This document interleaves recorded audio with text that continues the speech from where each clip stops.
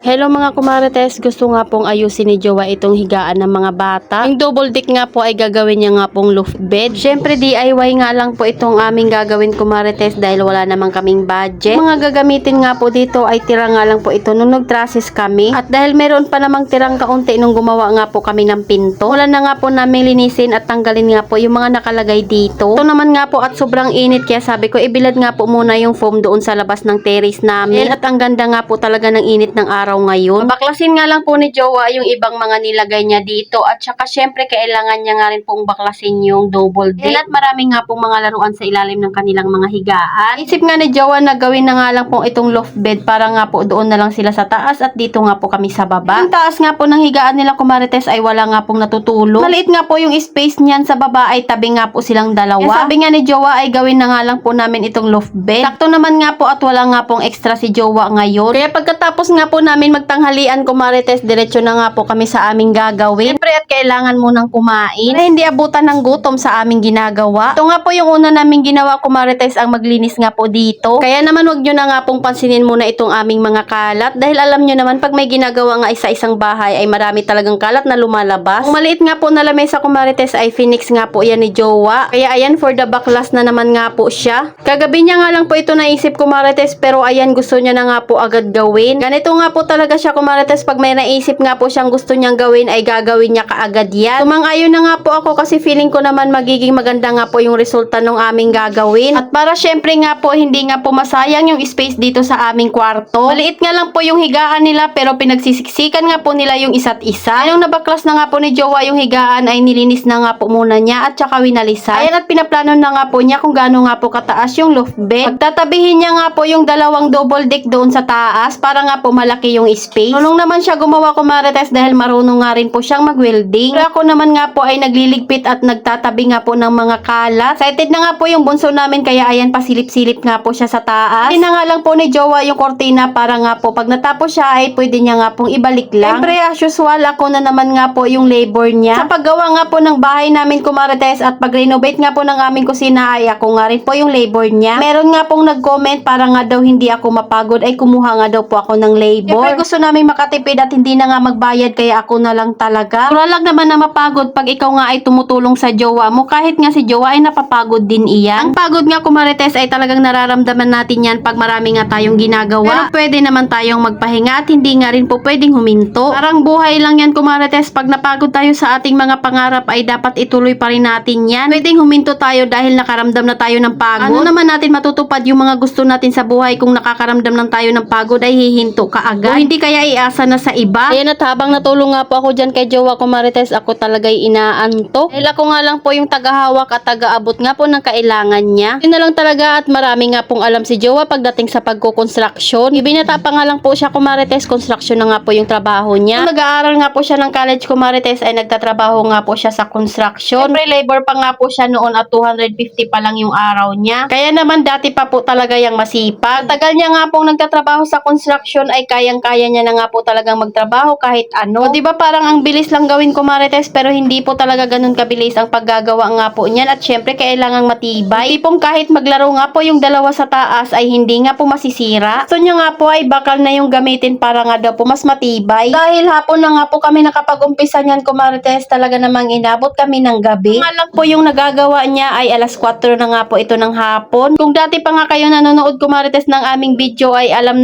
nyo na si Jowa nga po pag may ginagawa ay hindi yan tumitigil hanggat hindi natatapos. Kaya minsan ay naaabutan talaga ako ng inis lalo na nga po kung ayaw pa niyang tumigil. Ayan, at sa kabilang side na naman po yung kanyang gagawin. Ayan, at sinusukat niya na nga po kumarites kaya kailangan niya ng tagahawak. Ayan, at habang tumutulong nga ako sa kanya kumarites, napapatulala na lang talaga ako sa isang gilid. Nakakaramdam na naman ako ng pagod pero syempre kailangan pa rin tulungan. Dahil wala namang ibang tutulong sa kanya. At wala din naman kaming pambayad para sa labor. Syempre manghihinaya nga rin po ako sa ibabayad sa magiging labor niya. Pang-ulam din iyon kaya ako na lang talaga. Kung nga po yung tagahawak sa dulo niyan para hindi nga po mahulog kaya hindi nyo talaga ako masyadong nakikita. Pinag-usapan nga po namin kumarites kung kasya ba yung phone sa dalawang higaan na pagtatabihin. Kailangan nga pong pagtabihin para nga po maluwag yung higaan nila. At ko na nga po para makita ko nga. Maluwag nga po yung higaan kaysa doon sa phone pero meron naman silang maliit na higaan. Sabi ko nga ay tabi na lang doon para magkasya. Habang may ginagawa nga po siya kumarites, ayan tingnan nyo naman at nag-aasaran pa nga kaming dalawa dyan. Sabi ko nga, bahala ka na nga dyan, pabalik na ako doon sa pwesto ko. Usapan nga rin po namin kung ano nga po yung magiging itsura ng hagdanan. Sabi ko nga kahit straight lang. Nung naikabit niya na nga po yung dalawa parehas, ayan, at inilalagay niya na nga po yung pinakahigaan. Huwag kayong mag-alala kumarites dahil matibay nga po iyan. Kapitan niya na nga po yan at tiningnan kung matibay. Madali lang siya tingnan kumarites pero matagal nga po niya yan nagawa. Siyempre hindi ko na nga po lahat kinuhaan ng video, abay baka maboring na kayo. Excited na nga rin po akong pagandahin itong kwarto namin dahil dito na nga rin po kami matutulog. Kung saan nga po kami nakahiga kumarites ay sala nga po namin yun sa taas. Hindi pa nga po yan tapos kumarites dahil i-fix pa nga po niya yan sa bakal at i-welding niya nga po iyan. Kanya nga rin po ng harang yung mga yan para hindi nga po mahulog yung dalawa. Mga ginamit nga lang po namin dito kumarites ay mga tira lang talaga ito doon sa aming mga pinagagawa na DIY doon sa pinto at saka syempre yung trusses nga po namin na bubong. Buti na lang talaga at mahaba pa nga po yung mga natira at sakto nga po dito sa paglalagyan niya. Ayan at ini-screw niya na nga po yung bawat isa para nga po hindi magkahiwalay. Hindi ko na nga po namalayan na alas 4 na nga po mahigit kaya ako nga po ay kumuha na nga po ng merienda niya. Inutusan ko na nga po yung mga anak ko na bumili nga po ng tinapay doon sa bakery. Nakatimpla na nga po ng kape si Sian. Syempre kailangan din talaga magmerienda at magpahinga para naman hindi sumakit ang ulo habang gumagawa. Masarap kasing magkikilos pag busog nga po tayo. Kaya sabi ko nga sa kanya kumarites na magpahinga nga po muna at magkape na muna. Yan at kumuha na nga rin po ako ng pangmerienda ko. Abay nagugutom nga rin po ako sa kakaabot sa kanya ng mga kailangan niya. Kuha niya nga po muna dahil magwi-welding nga po siya dyan. Kasi niya nga lang daw po muna yung mga pagdidikit kumarites bago nga daw po siya magmerienda. Nakapagmerienda na nga po siya ay diretso na naman nga po siya sa paggawa dito sa kanyang hagdanan. Kanya nga po siya nagpahinga kasi nga po anong oras na nga rin po ito. Pusin niya nga daw po yung mga maiingay na part. Sabi ko nga ang gawin niya nga pong hagdanan ay straight na lang para tipid nga po sa space. Likod nga po ng hagdanan kumarites ay gagawin ko nga po lagayan ng mga bag nila para hindi nga po nakakala. Hawakan niya na nga po sa akin dyan kumarites yung mga pinuputol niya. Yun na lang at meron nga pong natirang makapal para nga po doon sa step ng hagdanan. Ayan at wini-welding niya na nga po. Naglagay lang siya ng karton para nga hindi masunog yung aming carpet o linoleum. Mukhang napakabilis lang talaga gawin kumarites pero pag tayo na nga po yung gagawa ay mahirap yan. At tinatry niya na nga po yung step kumarites pero hindi pa nga po nakakabit yung hagdanan. Ayan at dinudugtong niya na. Ganda rin naman ito pag napinturahan na. Pero hindi naman talaga agad matatapos ito dahil marami pa nga po siyang gagawin. Tapos nga po nitong hagdanan ay gagawa pa siya ng harang doon sa taas. Kasi kailangan ng harang para hindi nga po mahulog yung dalawa. Ayan at may itsura na nga po kumarites. Tingnan nyo naman. Silip na nga po yung bunso ko at excited na nga po sila dito sa kanilang magiging higaan. Inabot na nga po ni Jowa ito dahil lalagyan niya na nga po ng harang. Inabot ko nga lang po muna yung magiging tapakan para nga po makatapak siya ng maayos. Shoutout po pala kay Elizabeth D. Guzman Pacardo. Kay Nel Labrador, shoutout sa'yo. Shoutout din po pala kay Clarissa Mejorada from Pasig City. Shoutout kay Maricel Core from Tacloban City, Leyte. Shoutout kay Rosalie Revillami. Shoutout din po pala kay Rains.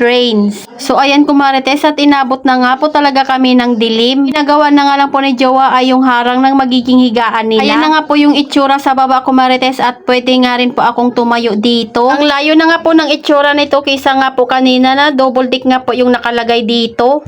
At excited na nga rin po ako pagandahin dito kahit DIY lang din. Kita ko nga rin po sa inyo kumarites yung kanyang before. Ito nga po yung double deck pa siya. Salamat sa panonood kumarites. Follow for more. God bless us. At sana i-share nyo na nga rin po itong aking video. Abangan nyo nga kumarites yung aming magiging part 2. Ayan at pagagandahin na nga lang po yan kumarites. Sabi nga nila ay trust the process.